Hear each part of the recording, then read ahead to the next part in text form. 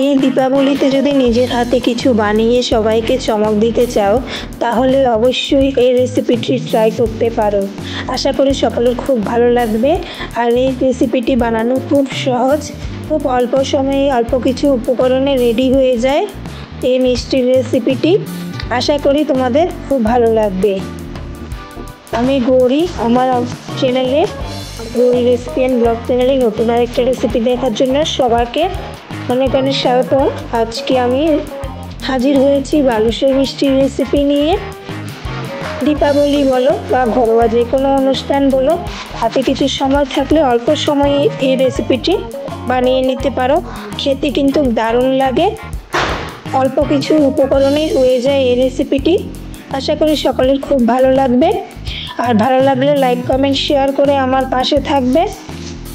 এখন চলো রেসিপির জন্য কি কি লাগবে সেটা দেখে নিই। এই যে নিয়ে নিলাম আমি 1 বাটি ময়দা। যে যতটা মিষ্টি বানাতে চাও ওই পরিমাণ বুঝিয়ে ময়দাটা নেবে।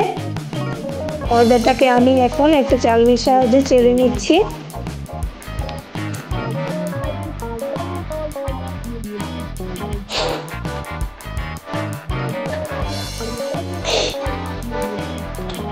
ময়দাটা আমার চেলে নেওয়া হয়ে গেছে। এখন দিয়ে দিচ্ছি বেকিং পাউডার সামান্য পরিমাণে, দিয়ে দিচ্ছি সামান্য পরিমাণে বেকিং সোডা,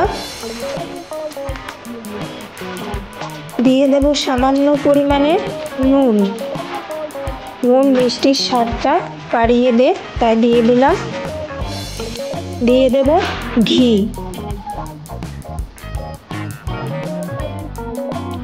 ঘি দিতে হবে, তোমরা চাইলে তেল দিয়েও করতে পারো। তো এখন আমি ভালোভাবে ময়দাটাকে ময়ান দিয়ে নেব। অবশ্যই ভালোভাবে ময়ান দিতে হবে। এই দেখো আমার ময়ানটা হয়ে গেছে। এই পর্যায়ে বুঝে নিতে হবে যখন ময়দাটা মুঠো করা যাবে তাহলে ময়ানটা আমার হয়ে গেছে। এখন একটা ডো বানিয়ে নেব। একটু একটু জল মিশিয়ে ডোটা বানাতে হবে। বেশি পাতলা হয়ে গেলে কিন্তু হবে না, একটু শক্ত ডো বানাতে হবে, নরম হয়ে গেলে হবে না। তাই আমি একটু একটু জল দিয়ে ডোটা করে নিচ্ছি। দেখো ডোটা আমার বানানো হয়ে গেছে।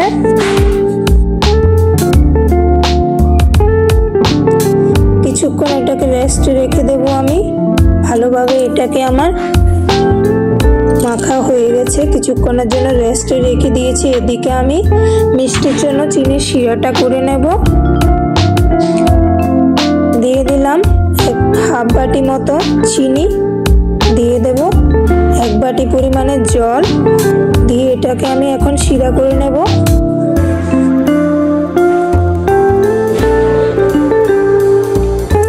দিয়ে দিলাম একটা এলাচকে গুঁড়ো করে।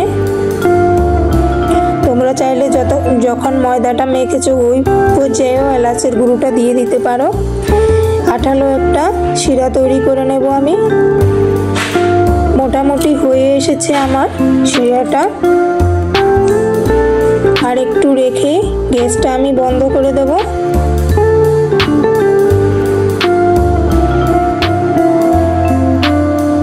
এই দেখো আমার শিরাটা হয়ে গেছে, রেডি।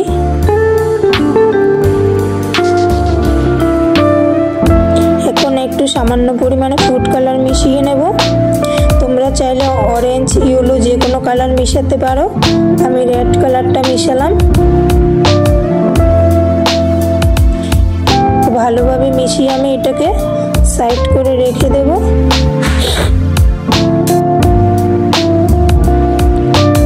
এখন ডোটাকে আমি আবারও কিছুক্ষণ ভালোভাবে মেখে নেব।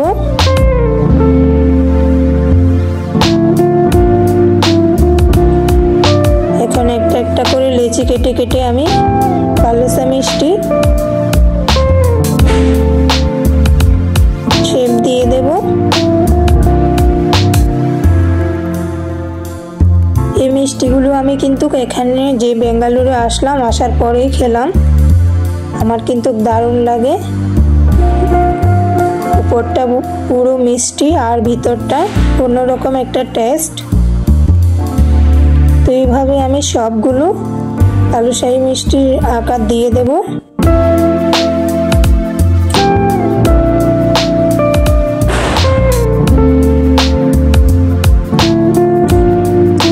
আমার সবগুলো বানানো হয়ে গেছে।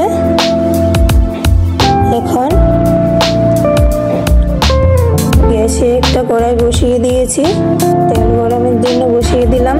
তেলটা কিন্তু আমি একদমই বেশি গরম করিনি, তেলটা আমি গরম করে গ্যাসটা অফ করে দিয়েছিলাম। এখন বালুশাহী মিষ্টিগুলো দিয়ে আবার গ্যাসটা চালু করব, না হলে ভিতরটা কাঁচা থেকে যাবে, বাইরেটা লাল হয়ে যাবে।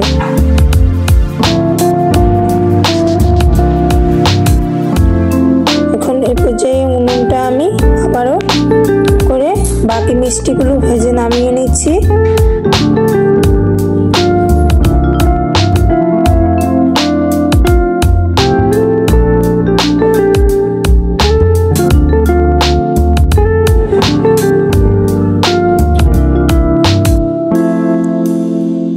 সবগুলো মিষ্টি আমি একে একে উল্টে পাল্টে লাল লাল করে একটু ভেজে নেব।